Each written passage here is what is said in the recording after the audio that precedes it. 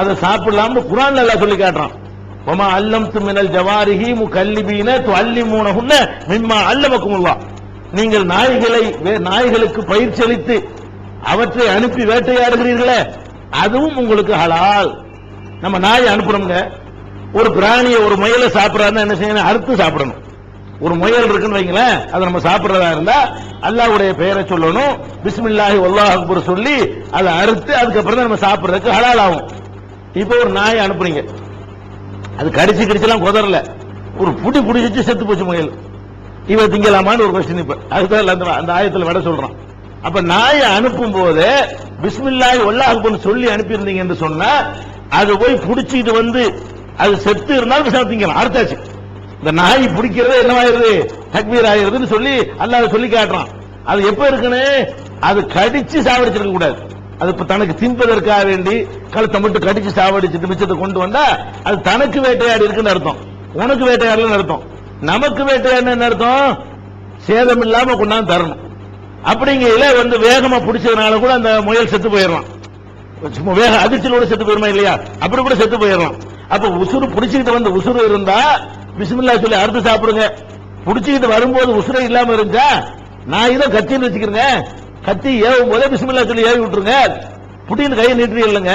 அந்த நாய்க்குடைய பாஷையில் அதை சொல்லும் பொழுது பிஸ்மில்லாஹி வல்லாஹு அக்பர் நாயை அனுப்பிட்டோம்னு சொன்னா அந்த நாய் போய் ஒரு முயலை பிடிச்சிருச்சுன்னு சொன்னா அது செத்தே பிடிச்சிட்டு வந்தாலும் சரி அந்த முயலை நம்ம அறுக்காம சும்மா சாப்பிடலாம். தக்பீர் சொல்லியாச்சு, அது அர்த்தாச்சு, முறைப்படி அர்த்தாச்சுன்னு அர்த்தம். அதான் அந்த குர்ஆன் வசனத்துல அல்லாஹ் சொல்றான், வமா அல்லம்து மினல் ஜவாரிஹி மிம்மா முகல்லிபீன துஅல்லிமூனஹுன்ன மிம்மா அல்லமக்குமுல்லாஹ்.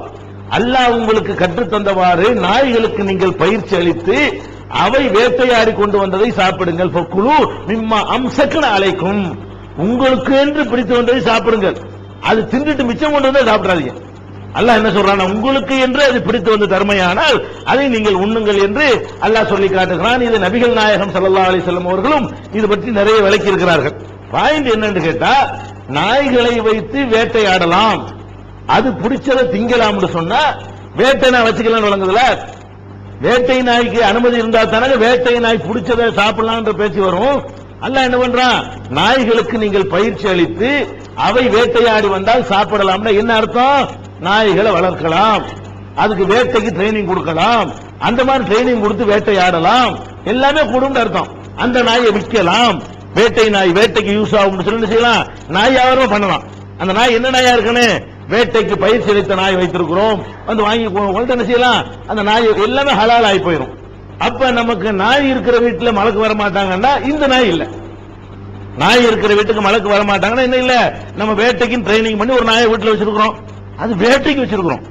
அப்ப வேட்டைக்கு மார்க்கத்தில் அனுமதிச்ச காரியத்துக்கு வச்சிருக்கிறோம். அந்த மாதிரி அதை வழங்கிக் கொள்ள வேண்டும். அதே மாதிரி நாய்கள்ல இன்னொரு நாய் மார்க்கத்தில் அனுமதி இருக்கிறது.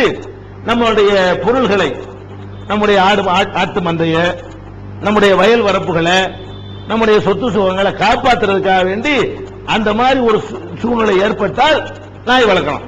பாதுகாப்புக்காக என்ன செய்யலாம்? நாய் வளர்க்கலாம். ஒரு ஆட்டு பண்ணை வச்சிருக்கிறோம், அது ஓநாய்க்குனா வந்துடக்கூடாது.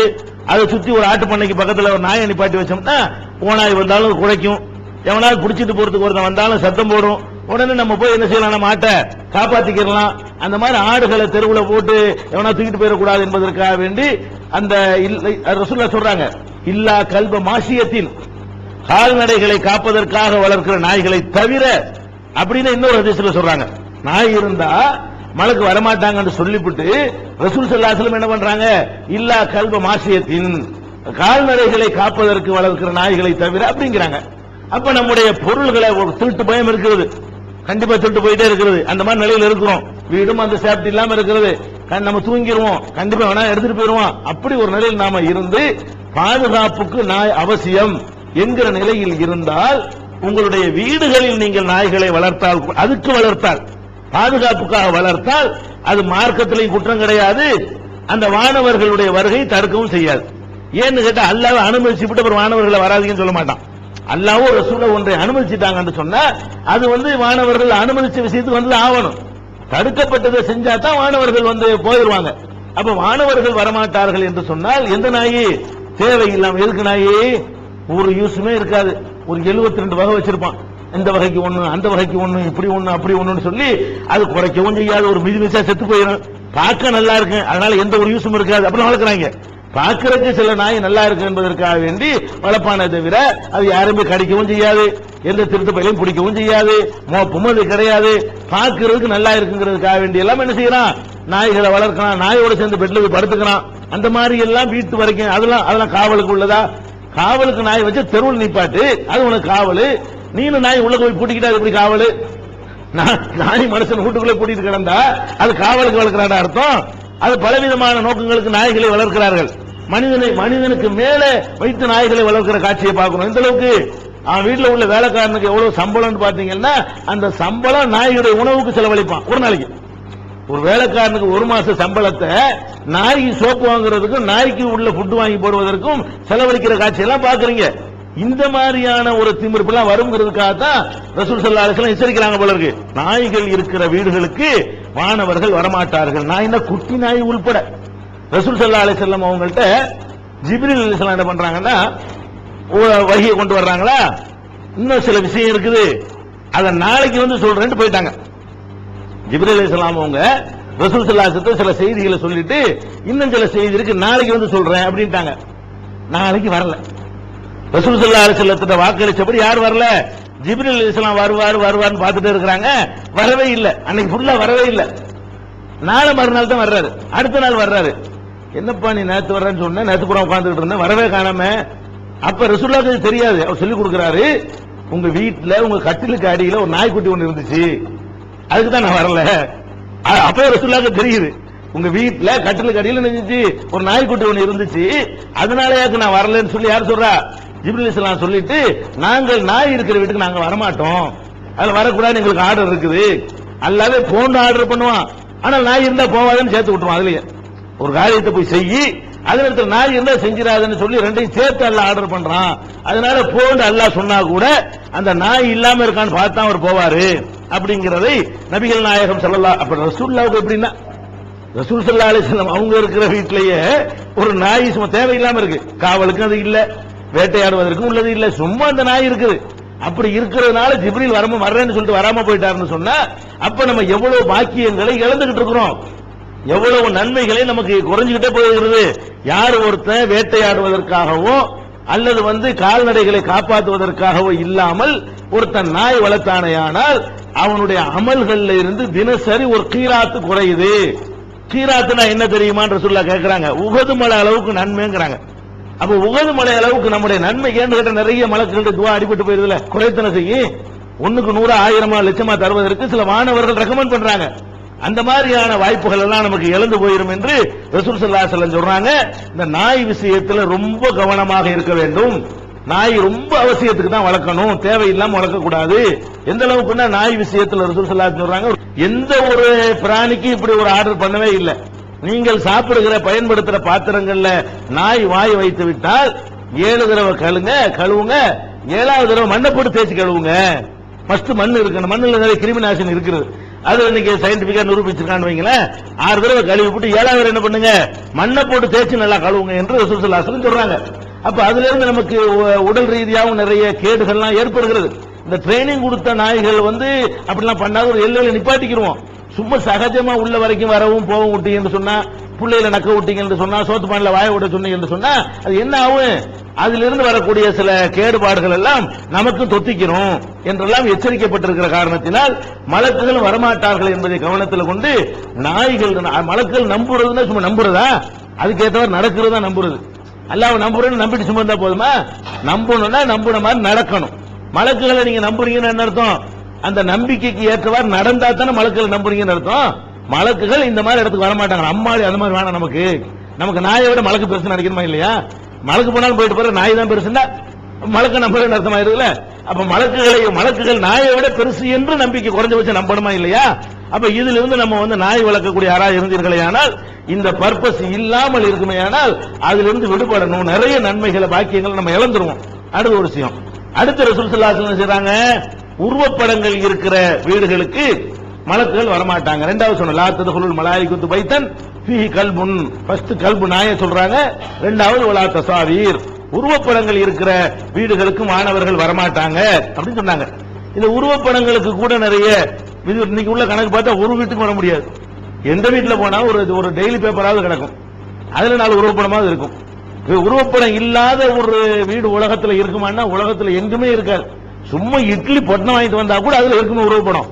ஏதாவது இட்லியை பார்சல் கட்டி வாங்கிட்டு வந்தா கூட பேப்பர் வாங்குற வழக்கம் இல்லாட்டா கூட அந்த பேப்பர்ல இருக்குமே யாராவது ஒரு படத்தை போட்டு வச்சிருப்பாங்களே.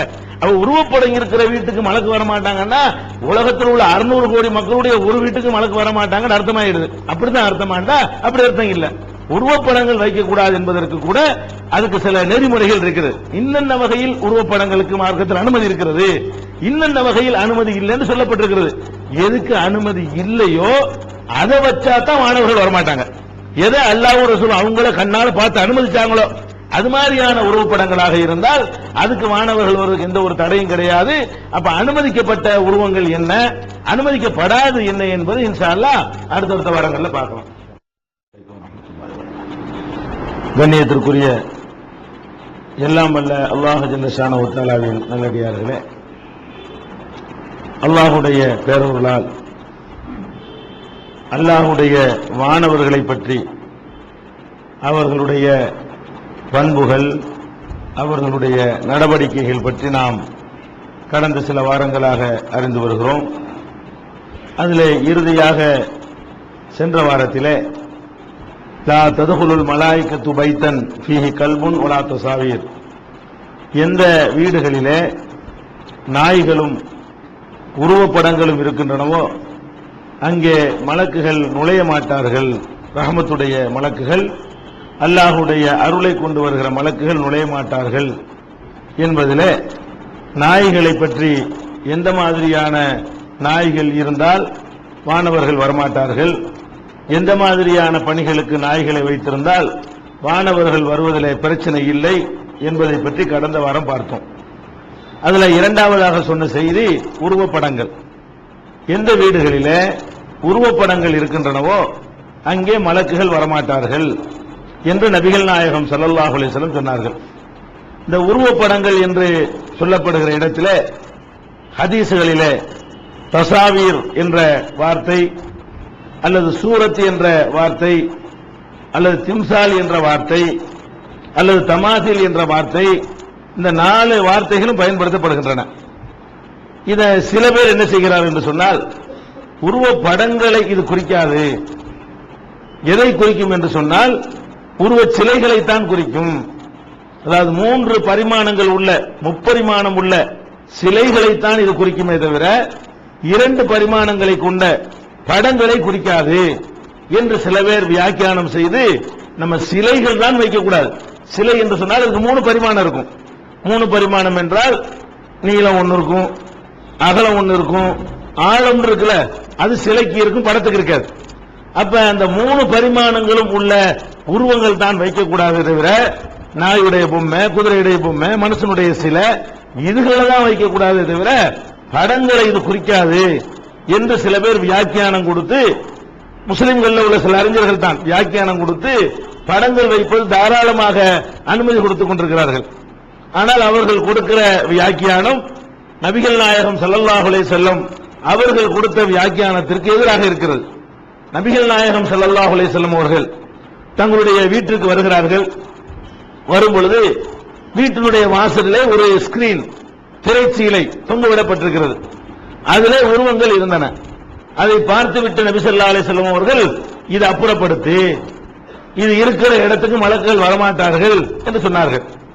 அதே மாதிரி தங்களுடைய மகள் பாத்திமா ரலியல்லாஹு அன்ஹா அவங்களுடைய வீட்டிற்கு ஒரு நாள் விருந்து சாப்பிடுவதற்காக அழைக்கப்பட்டு நபிகள் நாயகம் ஸல்லல்லாஹு அலைஹி வஸல்லம் சென்றார்கள். அங்கே வாசல்ல இது மாதிரியான ஒரு ஸ்கிரீன் தொங்குகிறது, அதுல உருவங்கள் இருந்தது.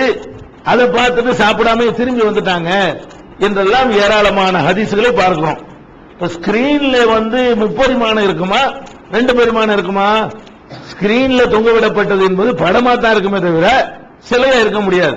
இப்ப நபிகள் நாயகம் ஸல்லல்லாஹு அலைஹி வஸல்லம் அவர்கள் சூரத் என்று திம்சால் என்று அவங்க பயன்படுத்தினது சிலைகளையும் குறிக்கும், உருவப்படத்தை குறிக்காதுன்னு சொல்றாங்களே அது தப்பு.